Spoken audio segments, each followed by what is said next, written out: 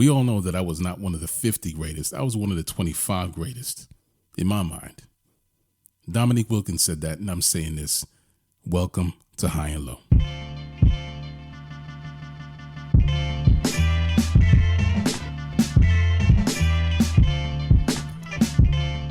Good day and good night. Welcome to the High and Low Basketball Show. This is episode number 100 and Boban, aka episode number 151.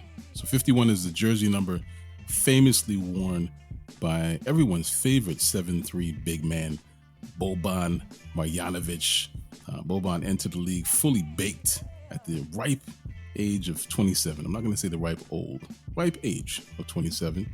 He was wearing the number 40 when he was a mature rookie in the Spurs system. After that, he would switch over to 51 in 5 different stops.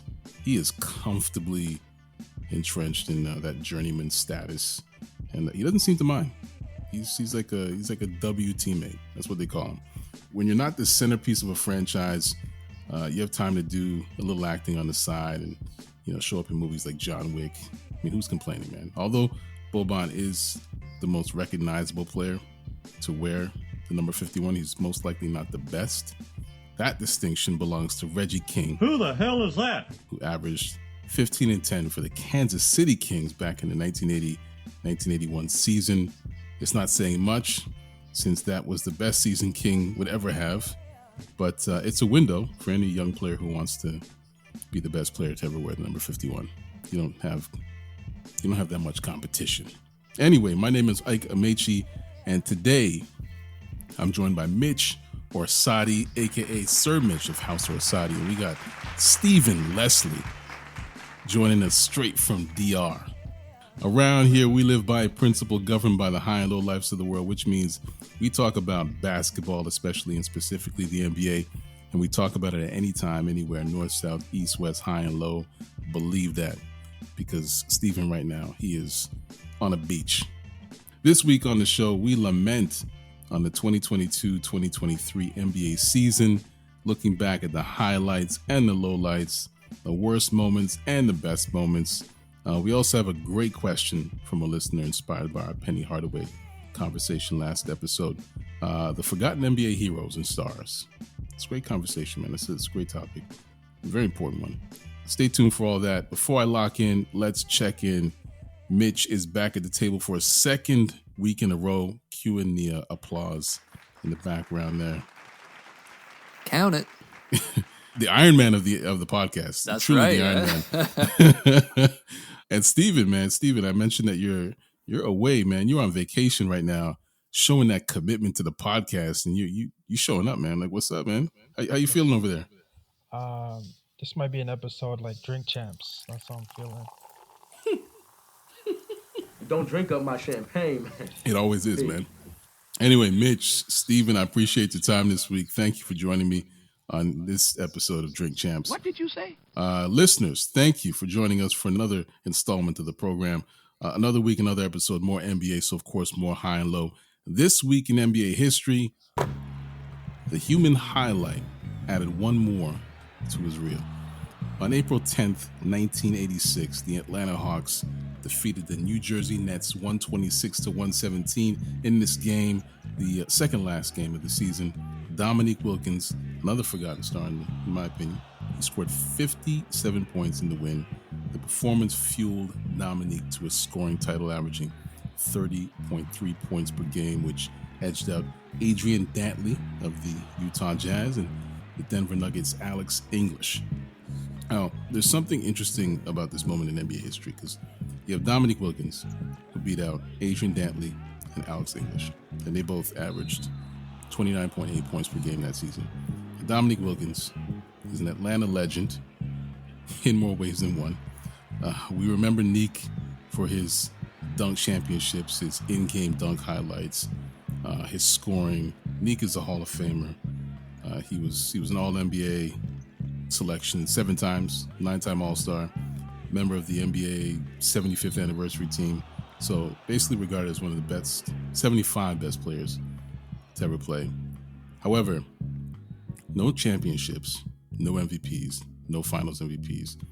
Got Adrian Dantley, offensive savage during the 80s, led the league in scoring on 2 different occasions, 6-time All-Star, 2-time All-NBA, no chips, no MVPs, no Finals MVPs.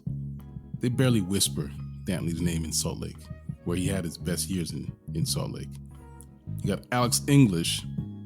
Yeah, he's a Nuggets legend. Before Carmelo, before Jokic, any NBA fan worth their weight in Jordan 3s would tell you that Alex English was the greatest Nugget of all time. And just like Dominique and Dantley, he had the scoring titles, or he had a scoring title, multiple All-NBA selections, multiple All-Star selections, member of the NBA Hall of Fame, but no championships, no MVPs. Point I'm trying to make here pertains to my mention of Penny Hardaway last week. The forgotten stars, players that have seemingly been erased from history. Not technically, that can't happen. They're still in the record books. But they're not a part of the regular discourse, which is mainly occupied by like a specific cohort of players. The guys who won titles and MVPs, Finals MVPs. And they did so playing against names that are almost never spoken of for various reasons. Guys like Dantley, guys like Alex English, players like Dominique Wilkins. Now, in Penny's case, he never reached his potential because his body fell apart. Same with Brandon Roy, who I mentioned last week. But going further back, there are so many names that have just basically been lost in time. And that's actually a perfect segue to our listener question. So let me just say this. That was a little something for the NBA history nerds. Now, things are certainly happening in the NBA today, so let's talk about it. Let's talk about something important. Now, we do have a question from a listener, Taylor in Montreal, Quebec, Canada. Shout out to my folk in Montreal. I mentioned Montreal a couple episodes back. A city that gave me many good memories. Taylor's question is this. Thanks for giving Penny Hardaway some flowers last week. Anyone can search him up on YouTube and see how great he was, and I hope they do. Which other players would you put in Penny's category? Now, I'm assuming the category is players who have been forgotten, almost erased from the NBA lexicon. I already mentioned Dominique, Adrian Dantley, Alex English. So Mitch, Steven, who else would you put in this category? Yeah, I got 2 guys who I would put in here. I'll go with one first, and then I'll toss it over to Steven. My number 1 is probably Grant Hill for the same reasons of being erased due to injuries. Grant Hill was a bit more well-rounded than Penny, but come playoff time, Penny was obviously a little bit more juiced up. Grant Hill, though, was like kind of in the exact same vein. Like, it felt like he was the next, right? He was the next guy, and then same thing. Feet, knees, ankles, and then he was gone. Everything. But I think the beautiful thing about Grant Hill is that he came back and turned into this like extremely well-rounded journeyman for the Suns. Like, he was so integral for that team. Yeah. There was like this 3-year period for Grant Hill when he was in Detroit where people were comparing him to Jordan, and you get the Jordan, what do you want to call them? The Jordanaires, the zealots, those that bow down and pray at the altar of Jordan, of MJ. Oh, they would scream bloody murder. It's like, how dare you compare? How dare you? Another interesting thing too about Penny and Grant Hill, same sort of league in terms of jerseys and shoes too. I think Penny had the edge in shoes, but those teal Pistons jerseys, loved it. You are one of one, I have to say. You don't like that jersey? This is maybe the 3rd time I've heard you mention those teal Detroit Pistons jerseys. So Garbage. nice. Garbage. Did you say they're garbage? Yeah. They were not. They were not horse, pretty. right? They were not pretty. Remind me of a Yeah. chess piece. A knight. Checkmate. Well, I'll take it. Man. One of one. I'm happy to be it. Hey, I enjoy being one of one. All right, Steven, what you got? I got a player that's always disrespected outside the podcast and on this podcast. This player played 9 years in the NBA. They were drafted out of high school, and unfortunately, because of 3 knee injuries, That's why I'm putting him in this category. This player was also top 2 in their position in like a span of 4 years when they were playing at their peak. And this player is Andrew Bynum. What did you say? No, you guys don't like Andrew Bynum, but man, it's a 2-time NBA champion, and he was the second best center when he was healthy. Like, you can't. Who was the best center? It was Dwight Howard. No one better than Bynum. I thought you were going to say Shaq.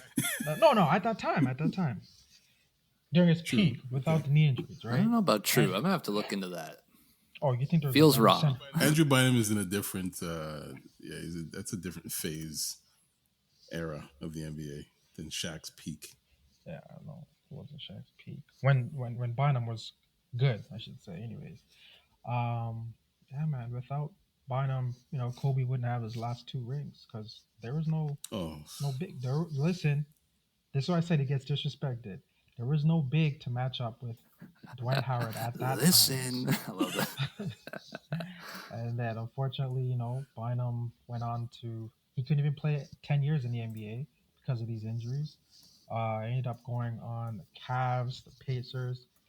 And by 2014, he was out of the league because of a bowling incident with another knee injury again. Well, that's a good segue because I got one more. It's also a center. Good. I'm going way back, though. Also a career that was robbed by injury. My guy is Arvydas Sabonis. Interesting. Not comparable style-wise to Penny at all, but man, Sabonis, if he played today, like we were talking about last week about Penny, if he played today, Sabonis is averaging close to triple. Like he's in Jokic territory if he's playing today. He's like a lot bigger and a lot less mobile, which might be hard for a lot of people to wrap their head around when they think about Jokic. But Arvydas was like so gifted of a passer and a scorer and a rebounder that he could just do everything on the court, and his training would have gone in a totally different way if he was playing today. Yeah. And also Arvydas Sabonis, when he got to the league, I think he'd already sort of passed his prime. Yeah, I think he was like 27 or something. He was 30, 31. Like his best years were in Spain, for sure. Wow, yeah, 31. Yeah. Wild. And still carving it up. Oh, yeah. Like, yeah. He was... Yeah, Arvydas Sabonis in today's NBA. Oh, my goodness, yeah. We're probably seeing something like that in Jokic. Except he was a much better defender than Jokic is. Like, he was a crazy good defender.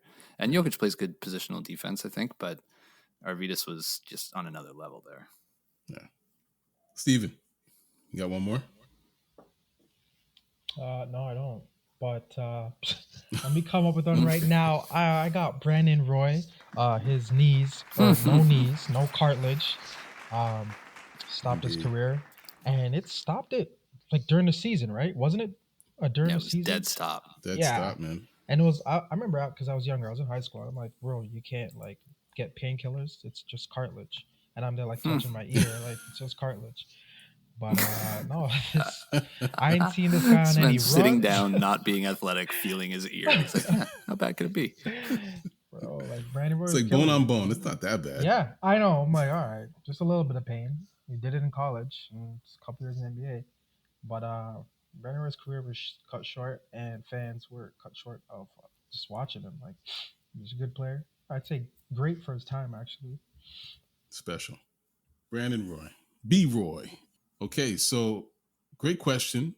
Always good to talk about the players who only get mentions in the NBA nerd circles. So I appreciate that. Thank you very much, Taylor. Hey, quick reminder to High and Low Lives, if you want to leave a question for us to answer on the show, just drop us a DM on Instagram and on TikTok. It's time to put this segment on Patrick Ewing's back at the very moment he decides to jump with Penny Hardaway on a fast break, only to get violently cracked on with a vicious dunk. After the break, we're getting into the highs and the lows of the 2022-2023 NBA season. We'll be right back.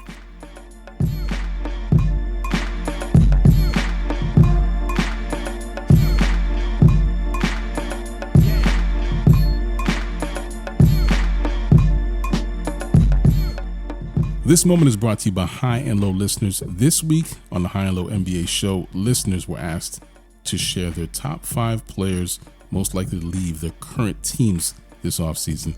Taylor in Montreal, Quebec, Canada shared her opinions, starting with number 5, Draymond Green, currently of the Golden State Warriors, which is a bit of a surprise, but he's a free agent this offseason, so we'll see. Number 4 is Fred VanVleet of the Toronto Raptors. I hope this doesn't happen for Mitch's sake. And number 3 is everyone's favorite Frenchman, Rudy Gobert. Kyle Anderson would be ecstatic if that was to happen. Number 2 is Russell Westbrook. I mean, why break the annual tradition at this point? And number 1 is Kyrie Irving. I agree, Taylor. Dallas has no leverage at all.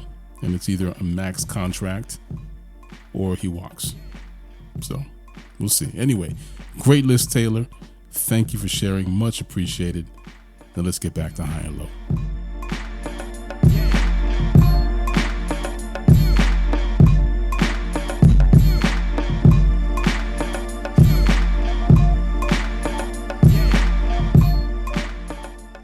This episode of High and Low is brought to you by Rudy Gobert's left jab, Kyle Anderson's summertime decision-making process, and Tim Connolly's feelings of regret. Back to the show.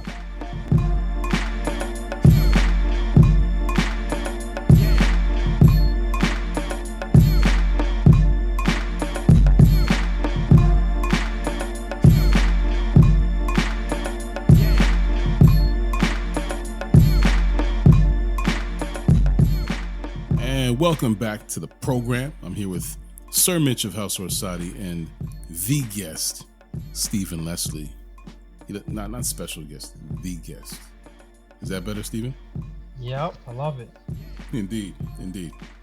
Hey, Mitch, you mentioned this last week. You're saying that you're happy to see the season close out and for us to move on to the postseason.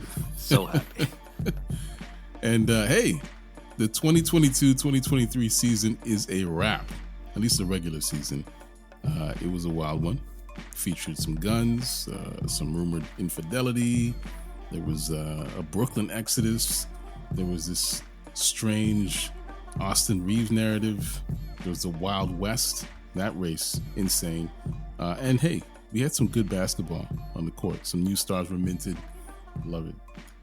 It's definitely been a season of highs and lows, pun intended, and we're going to share a highlight and low light of the season. So, Stephen, what was your low point of the season? What was that for you?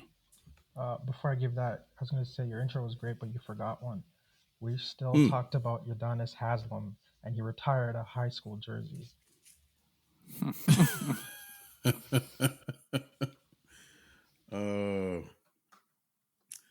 Yes, Udonis Haslem. Actually, you know what? That's a huge highlight for me. Udonis Haslem announcing that he's not coming back. Big highlight. Well, anyway, go ahead. My low light for me for this season, I had a bunch, and then one bothered me the most. It felt like a 6-week stretch of clout chasing, and it was from Dillon Brooks. I had him dissing Draymond. I had him talking trash to Clay. Then I saw him pushing the photographer, doing reckless post-game interviews, dressing weird pre-game. Then we had his draft video was circulating on my Twitter that's saying, hey, you wanted to be Draymond. Then another video of him flopping in college. I was like, there's so much of this Dillon Brooks stuff just going around. And I was like, no, I don't want this. It's not the NBA player I want to watch in the NBA. There's so much talent in the NBA, and this is what I'm getting. It was on Instagram, on Twitter, even in Discord while we're talking. It was like Dillon Brooks this, Dillon. Oh my gosh, man. Then Draymond responding to him. I'm like, what? Like I liked it, but it's like too much Dillon Brooks, bro. I don't want to. This is a. I'm not saying he's a bum because he's an NBA player, but it's bum worthy. That's what he is. And now it's like, man, this was terrible. If the season is that bad that we're gonna No, I like that. Yeah, I like that. I'm sorry. I Bum-worthy. don't know what to say, but it was bum worthy, right? It's like, oh my god, Dillon Brooks, bro. If I could, I'd get those 6 weeks back. It felt like 6 weeks. Maybe it was 2 weeks, but to me, it felt like 6 weeks. I think it was shorter, but It was shorter? that so much plays into what I was saying last week about the discourse in the NBA and how stuff just gets dragged on forever. Just got to talk about this nothing for so long. Like, it's just nothing. Interview each game. I was like, what? Did they talk to him before this 6 week clout chase? Like, man, to me that was lowest of the low. Damn. Yeah. It's a good one. I like it. All right, you guys, what's next? All right, Mitch. Yeah, I thought it was possible that Steven was going to go for mine here, but I think he's going to agree with me that it is a low light. It's got to be Zion, man. Just once again, looking absolutely dominant on the court. The Pels look like they had a fighting chance at a good playoff run, maybe second round. And then, predictably, here we go again, hurt, gone for the season. I'm so tired of it, man. He should be out there dominating, not for 20 to 40 games a year. Should be playing all the time. It's a low light for me. Yeah, 114 games in 4 seasons. 4 years? Yeah, that's insane. Awful. I've said this before, though. If you look at Zion's dad, his real dad, he's built like an offensive lineman. Zion's body should not be as explosive as it is dunking and coming back down.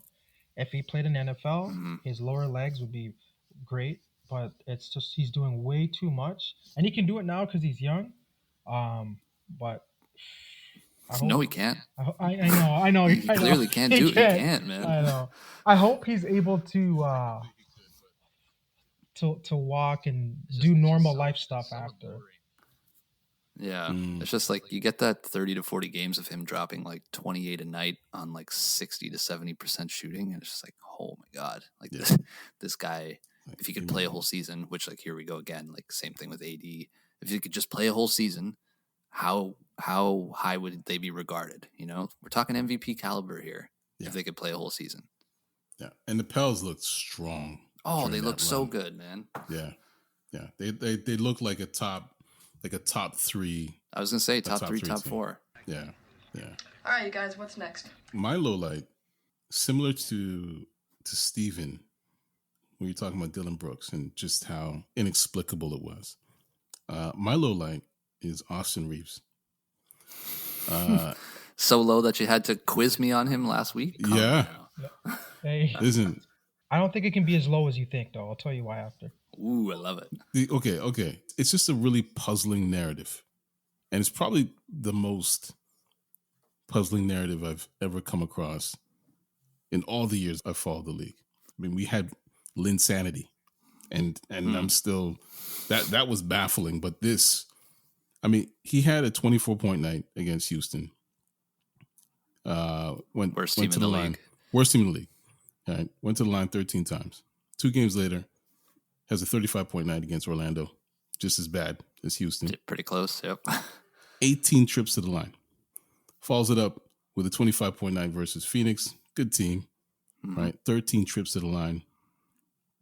I can't explain how or why Austin Reeves was getting the benefit of the doubt in those games, given the fact that he never reached the free throw line more than like 7 times before that. But people were perturbed by the attention he started getting, more so than players that were much better, putting up better numbers on better teams. Sorry, Lakers. Some pundits cried foul, going as far as to accuse the NBA of pushing Austin Reeves, like the WWE would give a push to an up-and-coming talent. Not saying that the NBA is scripted. Yes, you are. But I'm just saying. Anyway, the attention on Austin Reeves and the discourse around Austin Reeves at that point was just baffling. Like just a low light for me, because you're wasting ink, as they used to say, on this player when you have so much more to talk about and share in the league at that point. Man, do you think it was? Good, oh my God! Right? Do you think it was? No, but Mitch, that used to be Caruso. And what did Caruso say? As soon as he went to Chicago, he doesn't see any highlights, doesn't see his That's name what I on was Twitter gonna say. trending anymore. So you're on LA and you're good. So is it Lakers sensationalism or is it the player itself? Right. It's the player. Or is it both? It's more, you know what? I think it's the Lakers, man. You know what It's it the is. Lakers. It's the brand. Listen, so this is why, Akena, this is why I was saying that I don't think it can be as low as you want it to be. So my boy sent me, he always sends me Austin Reeves stuff, like asking me what's going on here. So today he sent me a DM on Instagram, and it says, it's a tweet, and it's like, why ain't nobody tell me Austin Reeves dropped 41 and 6, hit the game winner on Desmond Bain when they was in college. So I'm going through watching these highlights, and I'm like, nobody knew he did this until what? This week when they're talking about Austin Reeves still. I'm like, come on. I'm looking at these highlights. I'm like, look at it. Reeves plays the same. He plays the exact same. And I like him. I'm like, this is a nice guy. But He's a good player. yeah, he's a good player. I know he gets hyped up. But he's not a great player. Nah, he's a role player. Yeah, but you're exactly. talking about how That he's getting like what, $80 million? Come on, Mitch. I never said 80. Come 50. now. I said Said 50 50. plus. What? But I think to Akena's point, it's like we don't talk about good players like that. We talk about great players like that. Exactly. And those free throw numbers you mentioned, that just so happens to coincide with Lakers free throw numbers too, right? That's where I think it becomes a little more Lakers sensationalism, a little less about Austin Reeves. I think he just happened to be one of the few healthy people on that team. And hey, let's throw the Lakers out there because we need them in the playoffs for our ratings. But not that it's scripted. That's not true. The guy's actually playing his heart out. You can't just. And I mean, the for Lakers health, are getting mentioned right now, and they're not getting bleeped because they're above 500. So because of who? Yeah. Reeves. Sole proprietor, Austin Reeves. Let us take a break. When we come back, we'll let you know what our highlights are. The highs. We'll be right back with more high and low.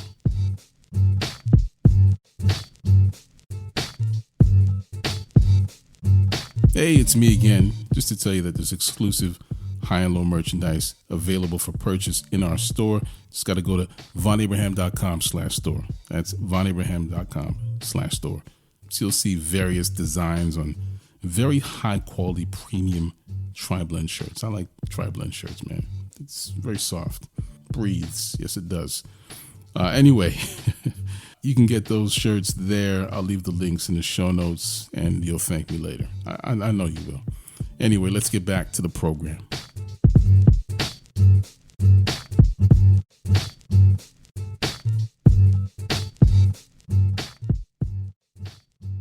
And we are back. So before we shut off the stage lights and exit left, let's get into the high of the season. So, Steven, what was your highlight of the 2022-2023 NBA season? For me, I've said this before on the pod.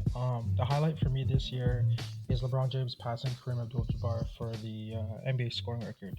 Only because this history has been made and we got to live it and watch it. I know a lot of people aren't realizing what's actually happening. Every bucket going forward is history over and over and over again. I don't think this guy's going to retire anytime soon, but our kids or grandkids later on are going to look back and be like, oh, LeBron James is a scoring leader, just like we said Kareem was a scoring leader for years and years and years. Yeah, they paused the game. Lakers probably didn't. No, they didn't actually win that game, but I think it's overlooked a little bit because the younger generation didn't care about history. It doesn't seem that way. So to me, that's the highlight of the season for me, just to see that. That's a good one. Mm-hmm. Definitely, yeah, a monumental feat, historic moment. Yeah, absolutely, man. Wish it was somebody else, but hey, whatever. Can't get it. Yo, I know. I know. I was like, come on, bro. Anybody else? What do we got? Who else we got? Well, not anyone else. As long as there's no Celtics on there, I'm good. But I mean, respectfully, LeBron James, man. I don't know. LeBron just strikes me as kind of guy, not even the kind of guy. I just feel like he is ultra aware of every single thing that he's doing, everything that's happening around him. Like I just feel like everything he does is so deliberate. I'm not just talking about what he does on the basketball court. I mean everything. And I think that's what distances me from LeBron James, because I feel like there is a lack of authenticity on his part. He's just not. He's just not. He doesn't feel real to me. You know what I mean? Maybe that's. I don't know. Maybe he's a cyborg. Maybe that's why he's been able to do this all these years, because he is incredible. He's an incredible player, but there's always been something that has sort of put this wall up between myself and LeBron. Do you think he's actively choosing to keep up the shtick that he reads only the first page of a book in public all the time? Because 100%. That would be great. I would rate him higher for that.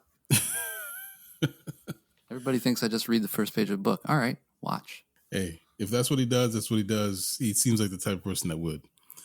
But hey, respectfully. I'm going to go a very micro way here. I think there's tons of macro highlights, like Steven mentioned. And this is maybe a little recency bias, but it's about 2 weeks ago. I feel like it's one of the craziest passes I've ever seen in my whole life. Dallas was playing Indiana. Luka's trapped in the corner on the baseline, double teamed. I remember that. He jumps out of bounds and whips the ball around these two defenders. It's like it bent in the air straight to the 3-point shooter in the corner like a laser. I don't understand. There was a pass last year that Jokic did, same thing, kind of broke my brain a little bit. I don't get it. I don't get how you have the awareness and the ability to do that, and it's special. That's my highlight. It reminded me of what's the name of that movie? With the bullet? Bullet time, yeah. The bullet. They're bending. Yes, they're bending the Wanted. Wanted, yeah. Yeah, where they just bend the bullets. I was like, what is happening here? Like he curved that basketball. Like it's almost like it traveled around the defenders. You know? It was, and like double teamed, falling out of bounds. Incredible. Jump pass. Like it's insane. Yeah. All right, you guys, what's next? Actually, I was going to speak on LeBron passing Kareem, but we've touched on that. So I'm thinking about this just while we're on the Dillon Brooks, bucket train, trash bucket train. I guess I'll pick this one as my highlight because this just happened. Russell Westbrook putting up 36 and 10 versus the Grizz. What was that, on March 29th? And doing it while telling Dillon Brooks how trash he is. He's like, you're trash. I believe he said it 3 times. You're trash.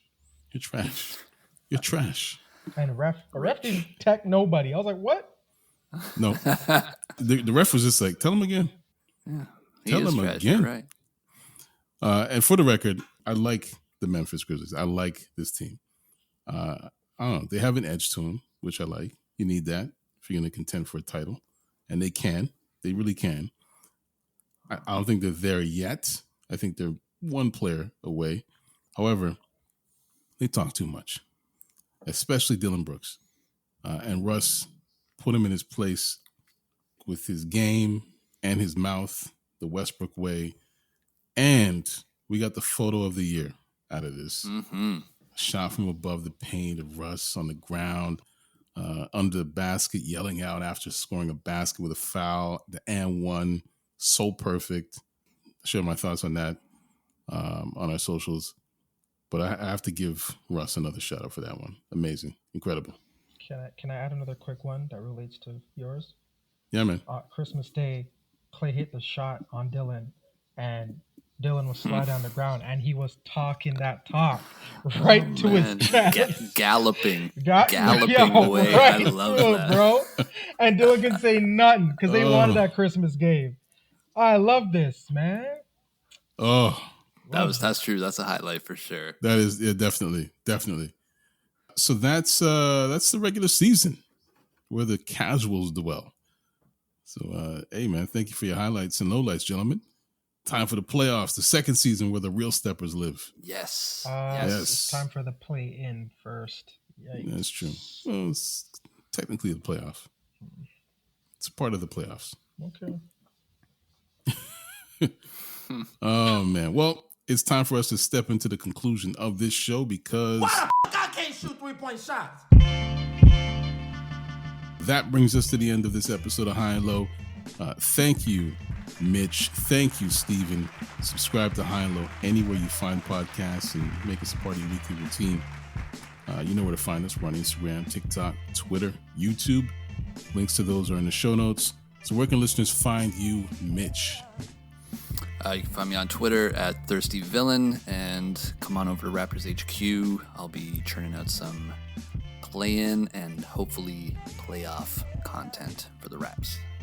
Nice. It's interesting that you had to use the word hopefully. Well, you never know. You never know with these guys, man. All right. And Steven, where can they find you? I'm on Instagram, Esteban_Roy, ESTEBAN_ROY. There you go. There you go. Enjoy it, man. Enjoy your time, man. Once again, music is by Live of the Enjoy Music Group. That's the music you're listening to right now. And you can find Live on Twitter and on Instagram at LYVE. Additional music is by Sonny Rockwell of The Goodness. Can't find that guy anywhere. Sound design, that's by Vonn+Abrahamm. This is a Vonn+Abrahamm podcast, just in case you didn't know. So on behalf of Steven and Mitch, I'm Ike Amaechi. Thank you for listening to High and Low, and we'll talk to you next week.